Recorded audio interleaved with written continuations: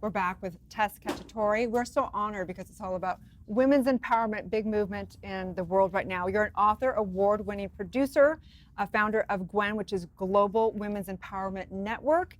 And boy, you have a big story. Oh, thank you so much for having me here today. Thanks for coming on. Such a timely conversation, and I'm so honored to be able to be included in that with you. Let's talk about the catalyst for this GWEN movement, hashtag Reveal to Heal.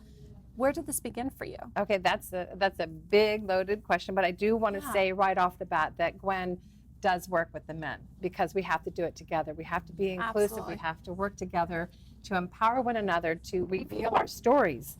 And my book definitely tells a very vulnerable story, and it starts off with me in the Congo. I was working for a man who was running for president of Congo, and he sent me in there alone, and I was very vulnerable, murder and all kinds of really big atrocities that I'm trying to bring attention to. Don't they have like a lot of cannibalism? Not necessarily, maybe in the bush, but the issue that I want to bring out is about coltan, which is really about the mineral that conducts our telephones, our computers. It's the conductivity mineral, and it's a very precious mineral. And so what happens is that countries are going in there, and there's so much conflict on the eastern border of eastern Congo that the women and children are being brutally raped and attacked on a daily basis because of this mineral. So I want to bring awareness to that first of all. My book starts off with me in the Congo with a gun pointed at me, and I escaped. Obviously, I'm here to tell the story, thank God.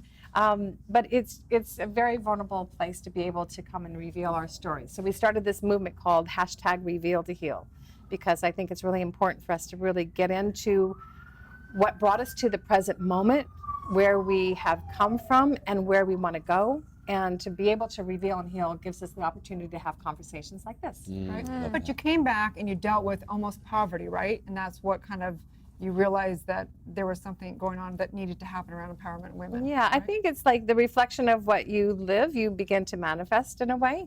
And my first chapter is about the rabbit hunter. And I realized that I was a rabbit, and all the times we could probably give examples in our own lives where we've gone down in that rabbit hole and we've been led by that carrot. And I was led down that rabbit hole by a man who was running for president, and I went all the way through Africa and all through Belgium. I was gone for 2 months, and I just let LA go. And I wasn't paying attention because he kept promising me, I'm gonna pay you, I'm gonna pay you, I'm gonna pay you. And at the end, he didn't. And so I came back and I was faced with the place of, how am I gonna be responsible and pay for my bills? And so I took this leap of faith. And I became homeless for about 15, 16 months, moved 12 times within that time. And it brought a huge respect and awareness that is another one of my platforms, which is about homelessness. All over the country, but specifically in our backyard. Homelessness is the epicenter of our country, is right down in LA and specifically down in Skid Row. So it got me, even though the atrocities came to my life, it gave me the ability to really see what I wanted to talk about and how we can combine our efforts and really make a solution to help with different issues. It's a major issue. On Friday, I was down at an event, and I came out of the event, and there was a security man at the event because there were so many people walking along the street that were homeless, and I was really touched. Like, this is right here. It's so ridiculous.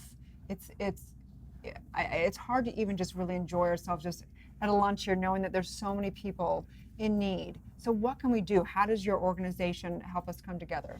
Well, first off, buy the book, because proceeds from the book will go to the Union Rescue Mission, which is one of the charities and the missions that I've chosen, and also the Wayfarer Foundation, which was funded by Justin Baldoni. And just being awareness, let's come together and do something, not only during the holidays when everyone goes down to volunteer, let's bring awareness around it year-round, so we can bring clothes, we can bring supplies, or join us on our workshops. We're going to be doing a lot of workshops, we've already begun, that will help women be able to become entrepreneurs, be able to have people come out of their stories of abuse and addiction and anxiety, which is beyond the homeless issue. That's all of us. All of us are dealing with a high-pressured, anxiety-filled life. So how do we be mindful, being the theme for today? How do we become meditative and grateful throughout our day, no matter what our atrocities are? But I want to bring up that Skid Row has close to 50,000 people living on the street. So when we're sequestered in those really glam spots in downtown LA, if you go right around the corner, you have people living in tents. Literally right around the Yes, corner. You literally. take a left Yeah. and you can't even walk down the sidewalk can't. because it's tent after tent after Yes. tent. And there's so many wonderful people that I love and work with downtown. Union Rescue Mission I happen to really love because they actually take in everybody. They don't throw you out. They take in single fathers, which is really a new thing. And it's just, they do beautiful work. So here's a perfect example of the question of the day. How do you focus on what you do want instead of what you don't want? So it's easy to focus on the problem of homelessness, right? People rant about it, they post about it, it's great, that's fine and dandy, but how do you actually direct your mind and say, this is what I do want, and keeping the vision on solving some of those problems? Well, I had to do that actually personally in my life because for 16 months, I had no home. I didn't have to go on the streets. I didn't have a drug addiction or anything, the horrible things that most people have to deal with that. Mine was that I trusted somebody. I thought they were going to pay me. And I had that leap of faith all the way through Africa. And then I had to realize as homelessness, when you are homeless, you almost get used to being in 2 suitcases or moving a lot. You become adapted to your behavior and your surroundings. So I had to do a lot of work to come back out of that spiral, and then landed in a home, which I've been in since, so 6.5 years. Yay! And I feel grateful for that experience for some odd reason, because it gave me the ability to really see humanity from a different point of view. It's really interesting though, if you're in that mindset, and you mentioned gratitude at the top of the Yes. show, to be grateful for the homes that are giving you shelter, for the community that was helping you through that time. But how do you really flip that switch to say, I'm grateful for this, but you know what, it's not enough. I'm going to keep moving forward. You have to have the tenacity, which I've always had because I've been in the entertainment business for a long time, and we all know tenacity has to be the most important driving factor when you're in the entertainment industry. But my switch was surrender. My switch was to let go, let God. My switch was like, just let it happen and believe in it and see the end result. And so now Global Women's Empowerment Network is born. We have the nonprofit side. We're doing workshops and curriculum. We also have a platform that's launching this fall, which will allow for independent programs like films and TV series that have like-minded conscious programming will be able to be distributed. I just love that. You know, it's something in the positive psychology world we talk about a lot, which is resilience. And often we think of resilience as grit as just action with our hands and with our feet and with our bodies. But so much of resilience and grit is really about what's happening up here. Yes. And I love that you were able to sort of reconcile this idea of surrender with also taking action, but taking action that was inspired action when it made sense. Yes. Yeah. It's the connective tissue between your brain and thinking, I know I can, I'm getting through this, and your heart keeping it open, and then having your soul and your spirit and your personal mission and your personal power to drive it all together. Where does that optimism come from? Was that something that you got, that optimism and resilience, something that came from your family? I think or? I was always like that. I was born that way. My mom always said that I was always marched to the beat of a different drummer. And so I'm thankful for that. Yeah. You know, sometimes it's gotten me in trouble. It wasn't always the best attitude because I do trust too easily. But now I've learned, I was talking about that this morning, I've learned the proper placement of discernment and how to let people in. I heard you mention earlier your inner circle.